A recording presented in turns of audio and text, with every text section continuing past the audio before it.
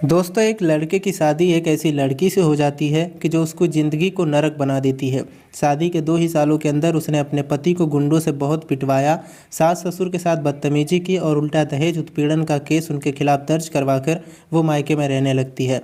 ऊपर से अपने प्रेमियों के साथ घूमती फिरती ऐश करती है। महिला सुरक्षा के लिए जितने भी कानून बनाए गए थे उनका वो पूरी तरीके से नाजायज़ फ़ायदा उठाकर अपने ससुराल वालों का जीना हराम कर देती है। दोस्तों, फिलहाल केस की सुनवाई चल रही थी। पूरे 7 सालों के बाद इस केस का अंतिम फैसला आना था, जो कि एक महिला जज को सुनाना था। जो महिला मजिस्ट्रेट होती हैं उनकी उम्र 28-30 साल की होती है। युवा महिला थीं जो कि कड़े फैसले और तुरंत फैसला देने के लिए जानी जाती थीं। जब उनके सामने ये केस आता है तो पूरी कहानी को समझकर वो धीरे धीरे उस महिला के पति की तरफ अपनी हमदर्दी दिखाने लगती हैं और धीरे धीरे मामला कुछ आगे ही बढ़ जाता है। दोस्तों, एक बहुत ही रोचक कहानी है, तो आइए जानते हैं पूरी कहानी इस वीडियो में। लेकिन वीडियो में आगे बढ़ने से पहले हमारी वीडियो को लाइक और चैनल को सब्सक्राइब जरूर कर दीजिएगा। दोस्तों, ये कहानी है उत्तर प्रदेश के गोरखपुर ज़िले की। एक कोर्ट में 2 लोग अपने अपने वकीलों के साथ खड़े थे, एक पति और एक पत्नी। पति का नाम घनश्याम होता है, पत्नी का नाम पूजा होता है। दोस्तों, उन लोगों का केस क्रिमिनल कोर्ट में चल रहा था और ये एक सेशन मजिस्ट्रेट होती हैं। उनके सामने जब वो फाइल जाती है तो वो फाइल को पढ़ती हैं और उसके बाद पूरी तरीके से समझ के थोड़ा मुस्कुराती हैं, उन लोगों को देखती हैं और उसके बाद पहले वो उस लड़के से पूछती हैं जिसका नाम घनश्याम होता है, जो कि एक इंटर कॉलेज में टीचर होता है। तो उससे पूछती हैं कि हाँ तो मास्टर साहब, आप बताइए कि आप इंसान हैं या क्या है। तो घनश्याम कहता है कि मैडम, मैं तो इंसान ही हूँ।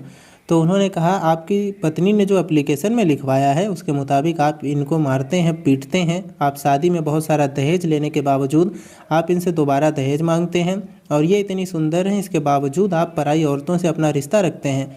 इसके अलावा इनके जो रिश्तेदार आते हैं उनकी इज्जत नहीं करते हैं, इन पर अत्याचार करते हैं, जुल्म करते हैं। तो ये इंसानियत है क्या है ये सब?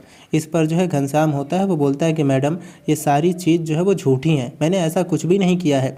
फिर वो कहती हैं, पूजा से पूछती हैं कि पूजा, आप बताइए कि आपने जो सारा कुछ लिखवा रखा है ये सही है या गलत है। उससे पहले वो कुछ बोलती जो पूजा के वकील थे वो बोलने लगते हैं। वो कहते हैं, मैडम, ये जो आदमी है नंबर 1 का झूठा आदमी है, मक्कार आदमी है और इसने शादी के पहली ही रात से मेरे मुवक्किल के ऊपर जुल्म और सितम ढाने शुरू कर दिए। इसको कड़ी से कड़ी सज़ा मिलनी चाहिए। अब दोस्तों, तभी जो मैडम थी उन्होंने उसको रोकते हुए, वकील को रोकते हुए बोली कि वकील साहब, आप चुप रहिए, पहले जिनके साथ ये सब हुआ है उनको भी कुछ बोलने दीजिए। पूजा से पूछती हैं, पूजा, आप बताइए कि आपके साथ जो भी कुछ आपने लिखवाया है ये सही है या गलत है। तो कहती है, मैडम, सारी चीज़ सही है। उन्होंने कहा, ठीक है, आपको एक बार इन्होंने मारा पीटा और इतना पीटा कि आपका हाथ टूट गया था। तो आपका कौन सा हाथ टूटा था? तो उसने बोला, मेरा दाहिना हाथ टूटा था। फिर मैडम ने कहा, आपका दाहिना हाथ कौन सा है? तो उसने बोला, ये हाथ। उन्होंने बोला कि आप जिस हाथ को दाहिना बता रही हैं ये तो आपका बायां हाथ है। तो उसने कहा, नहीं मैडम, ये हाथ। अब दोस्तों, वो कहती हैं कि जब आपका हाथ टूट गया और अब जो है ज़िंदगी भर उस इंसान को याद रहता है कि मेरा यह हाथ टूटा है, 1 सेकंड भी उसे नहीं लगता है ये बताने में, और आप इतनी देर बाद बता रही हैं। खैर छोड़िए, आपको याद नहीं है, लेकिन जब आपका हाथ टूटा तो आप कहाँ गई? तो उसने बोला कि मैं वहीं पर बैठ गई। तो मैडम ने कहा, अरे किसी तो हॉस्पिटल गई होंगी। तो उसने कहा कि हाँ मैं गई थी, लेकिन मुझे हॉस्पिटल का नाम याद नहीं है। उन्होंने कहा, तुम पढ़ी लिखी हो, ग्रेजुएशन कर रखी हो और तुम्हें उस अस्पताल में कई बार आना जाना पड़ा होगा, तो आपको याद नहीं है कि कौन से अस्पताल गई थी? चलो कोई बात नहीं, आप किस साधन से गई थी ये तो याद होगा। उसने बोला कि ये भी याद नहीं है। फिर उन्होंने बोला, किसके साथ गई थी, कौन से समय पर गई थी? उसने बोला, कुछ भी याद नहीं है। उन्होंने बोला, कोई बात नहीं। फिर उन्होंने घनश्याम से पूछा कि घनश्याम, आप बताओ कि आपने भी लिखवा रखा है कि उनके परिवार वालों के उन्होंने आपके साथ मारपीट की है, आपका पैर तोड़ दिया, आपको भी कुछ याद है या आप भी सब भूल गए? घनश्याम ने बोला, मैडम सब याद है, 9:30 बज रहे थे, मैं स्कूल जा रहा था और वहीं पर उनके पिताजी, उनके भाई 3 लोगों के साथ आते हैं, रास्ते में ही मुझे घेर लिया और बातचीत करते हुए बाइक से खींच कर गिरा दिए। उसके बाद मारपीट करने लगे। 2-3 लोग मुझे मेरे ऊपर चढ़ गए, मेरा दायां पैर टूट गया, मेरे सर पे चोटें आईं, पीठ में चोटें आईं, पैरों पर चोटें आईं और उसके बाद जब कुछ लोग मुझे बचाने के लिए दौड़े तो ये लोग वहाँ से भाग गए। और उसके बाद मेरी बहन आती है, मेरे बहन के जो पति हैं वो आते हैं। ये दोनों मुझे आधे घंटे बाद अस्पताल लेकर जाते हैं डॉक्टर गुप्ता के यहाँ। वहाँ पर मेरा इलाज होता है और 15 दिन तक मैं बिस्तर पर पड़ा रहा। मेरी माँ ने एक बच्चे की तरह, छोटे बच्चे की तरह मेरी देखभाल की, मेरा सब कुछ किया, तो मुझे सब याद है, कहते हुए रोने लगता है। तभी जो पूजा थी उसने बोला कि ऐसे ही करोगे तो ऐसा ही पाओगे, और शुक्र है उस दिन तुम बच गए, इससे भी बुरा हाल तुम्हारा होगा।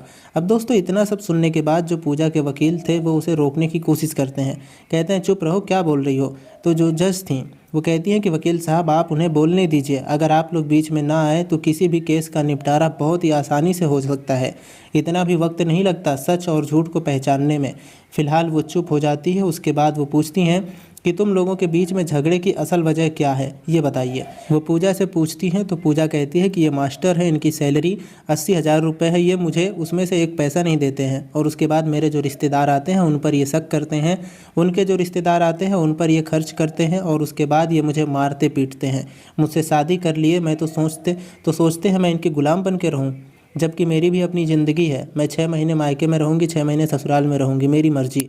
उसके बाद वो घनश्याम से पूछती हैं कि घनश्याम तुम बताओ, आप बताओ कि क्या असल वजह है झगड़े की, क्यों उनके रिश्तेदारों की तुम इज्जत नहीं करते हो। तो घनश्याम बोलता है कि कौन से रिश्तेदार मैडम, इसके जो भी रिश्तेदार आते हैं सारे लड़के ही होते हैं। किसी को कहती है मामा का लड़का है, किसी को कहती है मौसी का लड़का है, किसी को कहती है बुआ का लड़का है, किसी को कहती है बगल वाले भैया है, किसी को कहती है इनका मोबाइल का काम है। तो इस तरीके से 5-7 लोग इसके रिश्तेदार बनकर आते हैं। उसके बाद उनके साथ ये चली जाती है, कहती है मैं भाई के साथ जा रही हूँ घूमने। उसके बाद शाम को आती है और उन्हीं लोगों से बात करती है। क्या मैं इतना भी नहीं समझता हूँ कि वो लोग कौन है आखिर। उसके बाद फिर ये जो है, मैं कुछ कहता हूँ तो मुझसे लड़ाई करती है, उन्हीं लोगों से धमकी दिलवाती है, और उसके बाद ये कहती है कि तुम्हें, तुम्हारे परिवार को मैं गायब करवा दूँगी। मैडम मैं बहुत पीड़ित हूँ, और जब से मेरे साथ मारपीट की गई है, पिछले 6 सालों से मैं कोर्ट का चक्कर लगा रहा हूँ, लगाते लगाते थक गया हूँ। मैं अपनी नौकरी देखूँ या अपने माता पिता को देखूँ, या फिर मैं जो है कोर्ट के चक्कर काटता रहूँ। मेरी सैलरी से तो ये 20,000 रुपये गुजारा भत्ता के रूप में ले लेती है, और उसे अपना ये उड़ाती है, ऐश करती है, घूमती है, फिरती है। इसको तो कोई टेंशन ही नहीं। मुझे जो है इससे छुटकारा दिलवाइए, मुझे न्याय दिलवाइए।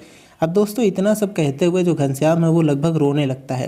वो कहता है कि इसकी धमकियों से मैं तंग आ गया हूँ, ये मुझे कई लोगों से धमकी दिलवाती है, और मैं डर गया हूँ, मेरी माँ डर गई है, मेरे पिताजी डर गए हैं, हम लोग चैन से सो नहीं पाते हैं। तभी जो पूजा थी वो कहती है कि तुम्हें ज़िंदगी में मैं चैन से नहीं सोने दूँगी। वो कहता है ये मेरी सैलरी के आधे पैसे मांगती है। तभी पूजा कहती है कि आधा नहीं, तुम्हें पूरा देना पड़ेगा, अगर नहीं दोगे तो फिर देखो मैं तुम्हारा क्या हाल करती हूँ। अब दोस्तों फिर जो घनश्याम है बोलता है, देखिए मैडम आप लोगों के सामने मुझे धमकी दे रही है, बताइए मैं कैसे अपना गुजारा करूं। अरे मैं तो इतना तंग आ गया हूं कि मेरे माँ बाप नहीं होते तो मैं पता नहीं क्या कर लेता, लेकिन मैं यही सोचता हूं कि मेरे बाद उनको कौन देखेगा। फिर पूजा कहती है कि अपने माँ बाप को भी ले जाना अपने साथ। दोस्तों तभी जो उसके वकील थे उसे चुप कराते हैं। तो जो मैडम थी वो बोलती हैं, वकील साहब आपकी तो मुवक्किल आप जो कह रहे थे बड़ी मासूम है, बड़ी नासमझ हैं, और सबके सामने धमकी दे रही हैं, इस पर क्या कहेंगे आप। अब दोस्तों वो चुप हो जाते हैं। फिर मैडम कहती हैं, ठीक है तुम अपने पति के साथ जाओगी या नहीं जाओगी, उनके साथ रहोगी कि नहीं रहोगी। तो वो कहती है कि नहीं मैं नहीं जाऊंगी, मुझे जो है मेरे सारे पैसे चाहिए जो कि शादी में खर्च किए थे मेरे मम्मी पापा ने। और इस पर जो घनश्याम था बोलता है कि मैडम ये सारे सामान ले जा चुकी है, अपना बेड बिस्तर सब ले जा चुकी है, बर्तन एक चादर तक इसने नहीं छोड़ा, और गहने वगैरह सब ले जा चुकी है। अब मैं इसको कौन से पैसे दूँ, कौन से इसके घर से जो है लाई थी। उल्टा यह दहेज का मुकदमा दर्ज करवाती है, मेरे पैर तोड़ दिए तो अपने हाथ टूटने का इसने इल्ज़ाम लगा दिया मेरे ऊपर। तो इस तरीके से मुझे परेशान करती है, मुझे इससे जो है न्याय दिलवाइए। अब मैडम जो है उन्होंने कहा ठीक है। अब सारा कुछ सुनने के बाद जो है उन्होंने कहा कि ठीक है आप जो इनको या तो 10 लाख रुपए दीजिए, क्योंकि इनकी नौकरी नहीं, आगे इनको जीवन गुजारना है, और या फिर आप इनको जो है ले जाइए, अपने घर पर इज्जत से रखिए, यही जो है फैसला है। अब दोस्तों उसके बाद जो है वो तो पूजा तो खुश हो जाती है, ऊपर से कहती है मुझे 10 नहीं 20 लाख रुपए चाहिए। और जो घनश्याम था वो कहता है मैडम मैं कहाँ से पैसे दूँ, और इतने भी पैसे नहीं बचते, मैंने अभी अभी घर बनवा लिया है, मेरे पास कुछ नहीं है देने के लिए, मैं 2-4 लाख भी नहीं दे सकता, 10 लाख कहाँ से दूँ। उन्होंने कहा तो फिर दूसरा ऑप्शन है, आप इसको अपने घर ले जाइए। तो कहता है कि मैडम ठीक है मुझे 15 दिन का आप समय दीजिए। अब दोस्तों वो 15 दिन का समय मांग लेता है, लेकिन जो पूजा थी वो कहती है कि मुझे अभी ये 10 लाख देगा तो ठीक है, वरना मैं 15 दिन बाद इससे 20 लाख लूँगी। अब इतना सुनने के बाद जो पूजा के वकील थे उन्होंने कहा मैडम 10-20 लाख से क्या होगा, ये इतना पैसा कमाते हैं, कम से कम इसको 50 लाख चाहिए मुआवजे के तौर पर। अब दोस्तों जो जज साहिबा थी, जो मैडम थी, उन्होंने कहा कि आपकी मुवक्किल जो है वो खुलेआम धमकी दे रही हैं, उस पर आप कुछ नहीं बोले, और जब वो 20 लाख मांग रही हैं तो आप उसमें 50 लाख लगा दे रहे हैं। तभी जो है घनश्याम का जो वकील था वो बोलता है कि मैडम कायदे से तो इस रिश्ते को बिना लेन देन के ख़त्म कर देना चाहिए और ऐसी औरत से मेरे जो मुवक्किल हैं इनको छुटकारा दिलवाइए, उनकी जो है ज़िंदगी का सवाल है। लेकिन आपने इतना मुआवजा लगा दिया है तो आपने सोच समझ कर ही लगाया होगा।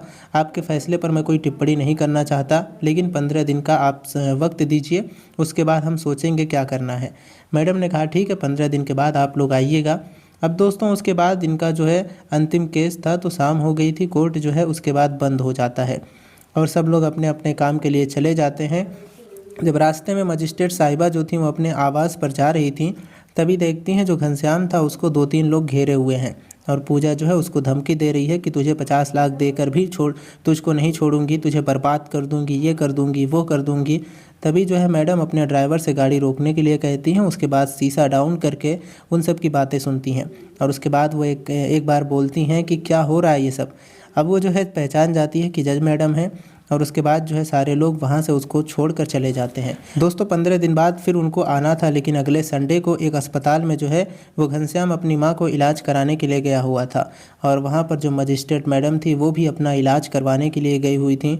उन्होंने जो है जब घनश्याम को देखा तो उन्होंने बोला, अपनी जो सहायिका थी जो उनकी केयर टेकर थी उससे उसको बुलवाती हैं। उनका जो ड्राइवर था वो गाड़ी लेकर बाहर ही खड़ा था अस्पताल के, तो उसको बुलवाती हैं, एक प्राइवेट वार्ड में थी। तो घनश्याम वहाँ पर आता है तो मैडम को देखकर चौंक जाता है, बोलता है मैडम क्या हुआ आपको? तो उन्होंने कहा कुछ नहीं, बस यही पेट में दर्द हो रहा था, कुछ ज़्यादा बढ़ गया तो हॉस्पिटल चली आई और ग्लूकोज वगैरह चढ़ा है, अभी आराम है। लेकिन आप किसको लेकर आए हैं? तो घनश्याम ने कहा मैं अपनी माँ को लेकर आया हूँ। उन्होंने कहा कि आपकी माँ का क्या हाल है? तो घनश्याम ने बोला कि ठीक है, अभी पापा के साथ बैठी हुई हैं। तो घनश्याम ने सोचा कि चलो अकेले हैं मैडम, इनसे कुछ केस के सिलसिले में बात कर लेता हूँ। उसने कहा कि मैडम जो पूजा है उसकी वजह से मेरा सारा सामाजिक स्तर है वो एकदम एकदम गर्त में चला गया है। मैं कहीं ये समझिए मुंह दिखाने लायक नहीं हूँ। उसकी वजह से बहुत बदनामी हुई है और वाकई में उसने मेरा जीना हराम कर दिया है। मैंने जो भी कुछ कहा है वो सारी बातें सही है। तो उन्होंने कहा देखिए मैं यहाँ पर आपके केस के सिलसिले में बात नहीं कर सकती हूँ, लेकिन कभी कभी ऐसा हो जाता है और गलत रिश्ते जुड़ जाते हैं। मैंने अपनी ज़िंदगी में कई साल मैंने वकालत की, उसके बाद मैं 3-4 सालों से फैसला सुना रही हूँ। मैंने बहुत ऐसा देखा है कि कहीं पत्नी जो है पति के द्वारा सताई जाती है, कहीं पति जो है वो पत्नियों के द्वारा सताए जाते हैं। तो इस तरीके की कहानी चलती रहती है समाज में। लेकिन ठीक है, आप जो है मैंने फ़ैसला सुना दिया है, या तो आप उनको पैसे दे दीजिए या फिर उनको घर ले आइए। आप मास्टर हैं, समझदार हैं और आप भी कुछ संतोष करिए, थोड़ा रिश्ते को बनाने की कोशिश करिए। तो घनश्याम बोलता है कि मैडम वो 2 साल मेरे साथ रही, मैं हर बार इसके सामने झुका, कोई बात नहीं मानती है और मैं क्या ही बताऊँ, वहाँ पर तो मैं कुछ बता नहीं पाया क्या क्या ये मेरे साथ करती है और मैंने इसके लिए कोई कमी नहीं रखी। मेरे माता पिता परेशान हैं कि मेरा रिश्ता कैसे आगे बढ़ेगा, मेरे बच्चे कब होंगे। मेरी 35-36 साल की उम्र हो गई है और अब मैं क्या करूं, मेरे समझ में नहीं आ रहा है और मेरे पास अभी इतने पैसे भी नहीं है कि मैं उसको दे दूं। फ़िलहाल मैं इंतज़ाम में लगा हुआ हूं क्योंकि मैं उसको ले जाकर भी और फिर वो वैसे करेगी जैसा वो करती थी। अब आप ही बताइए कि मैं उसको ले जाऊँ या फिर पैसे देकर उससे छुटकारा पाऊँ। तो मैडम ने कहा कि मैं ये तुम्हें एडवाइस नहीं दे सकती, लेकिन फ़िलहाल दोनों में तुम्हें एक काम करना पड़ेगा, या तो आप पैसे दीजिए या फिर उनको ले जाइए अपने घर पर, इज्जत से रखिए। तो दोस्तों जो घनश्याम था उसकी आंखों में आंसू आ जाते हैं और कहता है मैडम मैं वाकई में बहुत परेशान हूँ, मैं उसको पैसे दे दूंगा, उससे छुटकारा ले लूँगा। कहती है कोई बात नहीं, उससे भी अच्छी लड़की तुम्हें मिल सकती है। फिर घनश्याम कहता है कि मैडम अभी भी वो मुझसे धमकी दिलवाती है कि ये करेंगे वो करेंगे। उन्होंने कहा ठीक है, आप मेरा नंबर ले लीजिए, अपना नंबर दे दीजिए, ऐसी कोई भी धमकी आती है तो आप मुझे कॉल कर दीजिएगा। दोस्तों उसके बाद वो नंबर लेते हैं एक दूसरे का और उसके बाद जो मैडम थी उन्होंने कहा ठीक है आप जाइए अपनी माँ को देखिए। दोस्तों उसके बाद वहाँ से वो चला जाता है। 15 दिन के बाद फिर वो दोनों कोर्ट के सामने पेश होते हैं और एक ही मिनट में फ़ैसला हो जाता है, क्योंकि 10 लाख रुपए का चेक जो था वो पूजा को थमा देता है घनश्याम और उसके बाद उनकी सुनवाई ख़त्म हो जाती है और उन्हीं मजिस्ट्रेट के सामने ये रिश्ता ख़त्म कर दिया जाता है। दोस्तों 1 महीने बीतते हैं, फिर एक दिन जो मैडम थी वो जो है घनश्याम को फ़ोन करती हैं, कहती हैं क्या हाल है मास्टर साहब, अब तो कोई धमकी वगैरह नहीं आ रही है। अब जैसे ही वो देखता है मैडम का फ़ोन है वो हैरान हो रह जाता है। बोलता है कि मैडम मैंने उसको जैसे ही पैसे दिया शादी कर ली किसी से, अब क्या धमकी देगी। तो मैडम ने कहा ठीक है अब तुम भी अपनी कहीं शादी कर लो, क्या करोगे, रिलेशन में ऐसा होता रहता है और हर कोई भुक्तभोगी है इन सब चीज़ों का, कहीं ना कहीं कोई नहीं बचा है। फिर टीचर ने कहा मैडम आप लोग तो बचे होंगे इन सब चीज़ों से। उन्होंने कहा अब क्या बताऊँ, कोई नहीं बचा है, मैं भी नहीं बची हूँ।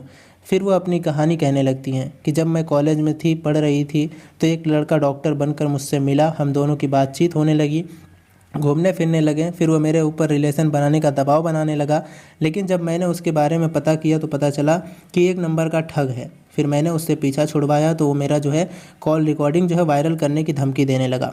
फिर मैंने कानून का सहारा लिया और बहुत मशक्क़त के बाद मैंने उससे पीछा छुड़वाया। तो ये समझिए कि कोई नहीं बचा है, लेकिन अब आप जो है शादी कर लीजिए, और आप इतने अच्छे हैं, किसी अच्छी लड़की से आप शादी कर लीजिए। फिर जो घनश्याम कहता है, ठीक है मैडम, लेकिन किससे करूं, अब समझ में नहीं आ रहा है, अभी तक तो कोई ऐसा मैंने सोचा नहीं, देखा नहीं। तो उन्होंने कहा ठीक है, आपके पास जो है आज किसी लड़की का फ़ोन आएगा और आप उससे बात कर लीजिएगा। दोस्तों वो चौंक जाता है, बोलता है कौन सी लड़की मैडम? वो बोलती हैं बस आप बात कर लीजिएगा, किसी का फ़ोन आएगा। अब दोस्तों उसके बाद वो फ़ोन काट देती हैं, लेकिन मास्टर साहब जो थे वो फ़ोन का इंतज़ार करने लगते हैं बेसब्री से कि किसी लड़की का फ़ोन आएगा। दोस्तों रात को 10 बज जाते हैं, लेकिन किसी का फ़ोन नहीं आया। एक दो फ़ोन और लोगों का आया, लेकिन जैसे ही आता था इनका दिल धड़क जाता था, लेकिन वो कोई उसके परिचित होते थे। रात को 10 बज गए तो मैडम ने उनको फ़ोन किया कि मास्टर साहब क्या हाल है, किसी का फ़ोन आया आपके पास, किसी लड़की का? तो घनश्याम ने बोला कि नहीं मैडम, आया तो नहीं है, मैं तो इंतज़ार कर रहा था। तो मैडम ने कहा कोई बात नहीं, क्या पता, आप जो इंतज़ार करिए। अब दोस्तों फिर जो है अगला दिन आ गया, मैडम ने फिर फ़ोन किया कि मास्टर साहब किसी का फ़ोन आया था कल आपके पास, किसी लड़की का? तो उसने बोला नहीं मैडम, नहीं आया था। उन्होंने कहा याद करिए, आया होगा। तो याद करता है, फिर कहता है मैडम नहीं आया था, बस आपका ही 2 बार कॉल आया था और किसी लड़की का तो नहीं आया था। तो इस पर मैडम ने कहा तो क्या मैं लड़की नहीं हूँ मास्टर साहब? अब दोस्तों इतना सुनने के बाद जो घनश्याम रोने लगता है और कहता है मैडम आप अपने बारे में बात कर रही हैं? मैडम ने कहा हाँ, मैं अपने ही बारे में बात कर रही हूँ, क्या मैं अच्छी नहीं हूँ? मास्टर ने कहा कि मैडम आपके लिए तो कोई शब्द ही नहीं है, लेकिन आप मजिस्ट्रेट हो और मैं एक मास्टर हूँ। उन्होंने कहा क्या हुआ, आप भी तो गुरु जी हैं, आपसे ही पढ़ कर लोग ये सब बनते हैं। अब दोस्तों उसके बाद जो है मास्टर साहब के पास कोई शब्द नहीं था, लेकिन फ़िलहाल दोनों लोग एक दूसरे से मिलते हैं और फिर अपनी बातचीत करते हैं, दोनों में प्यार होता है और फिर आगे चल कर ये दोस्तों शादी भी कर लेते हैं। तो दोस्तों यही रही कहानी, आपको कैसी लगी कमेंट में ज़रूर बताएं और हमारे चैनल को सब्सक्राइब कर लीजिएगा।